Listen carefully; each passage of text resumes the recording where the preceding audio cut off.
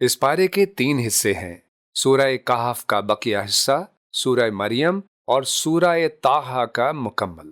سورہ کہف کے بقیہ حصے میں 2 اہم باتیں بیان ہوئی ہیں۔ پہلی بات، حضرت موسیٰ اور حضرت خضر علیہ السلام کا قصہ۔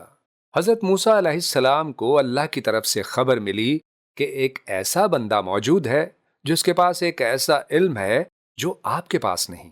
آپ ان کی تلاش میں نکل پڑے اور آخر کار حضرت خضر علیہ السلام سے ملاقات ہو گئی۔ پھر 3 عجیب واقعات پیش آئے۔ پہلا واقعہ، حضرت خضر علیہ السلام نے کشتی کا تختہ توڑ دیا، حالانکہ اس کا مالک ایک غریب شخص تھا۔ بعد میں بتایا کہ آگے ایک ظالم بادشاہ صحیح سالم کشتیاں چھین لیتا تھا۔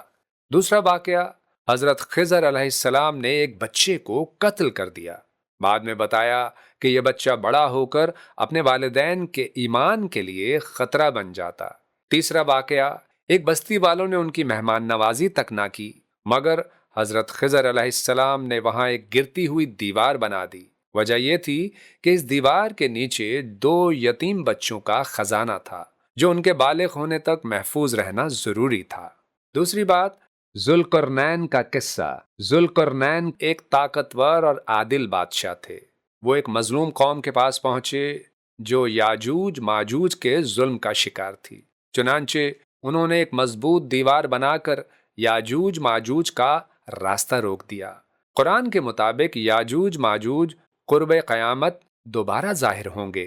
اب آگے سورہ مریم شروع ہو رہی ہے۔ سورہ مریم میں تقریباً 11 انبیاء کرام علیہم السلام کا ذکر ہے۔ تفصیل کے ساتھ ذکر ہونے والے 3 انبیاء کرام: نمبر 1، حضرت یحییٰ علیہ السلام کی ولادت۔ اللہ تعالیٰ نے حضرت زکریا علیہ السلام کو بڑھاپے میں بیٹا عطا فرمایا اور اسے نبوت سے نوازا۔ نمبر 2، حضرت عیسیٰ علیہ السلام کی معجزاتی پیدائش۔ اللہ تعالیٰ نے حضرت عیسیٰ علیہ السلام کو بغیر باپ کے پیدا فرمایا اور بچپن میں ہی بولنے کی قوت عطا فرمائی۔ نمبر 3، حضرت ابراہیم علیہ السلام کی دعوت۔ حضرت ابراہیم علیہ السلام نے اپنے والد کو نرمی اور حکمت کے ساتھ توحید کی دعوت دی اور شرک سے منع کیا۔ اس کے بعد سورہ طٰہٰ شروع ہو رہی ہے۔ سورہ طٰہٰ میں 3 اہم مضمون بیان ہوئے ہیں۔ نمبر 1، اللہ تعالیٰ نے آپ صلی اللہ علیہ وسلم کو تسلی دی کہ ہدایت صرف انہی کو ملتی ہے جن کے دل میں اللہ کا خوف ہو۔ نمبر 2، حضرت موسیٰ علیہ السلام کا تفصیلی قصہ۔ اس صورت میں حضرت موسیٰ علیہ السلام کی زندگی کے کئی اہم واقعات بیان ہوئے ہیں۔ نمبر 3، حضرت آدم علیہ السلام کا قصہ۔ اللہ تعالیٰ نے حضرت آدم علیہ السلام کو پیدا کیا، فرشتوں نے سجدہ کیا مگر شیطان نے انکار کیا۔ یہ پارہ ہمیں سکھاتا ہے کہ اللہ کے فیصلوں میں ہمیشہ حکمت ہوتی ہے اور انسان کو صبر، توکل اور ایمان پر ثابت قدم رہنا چاہیے۔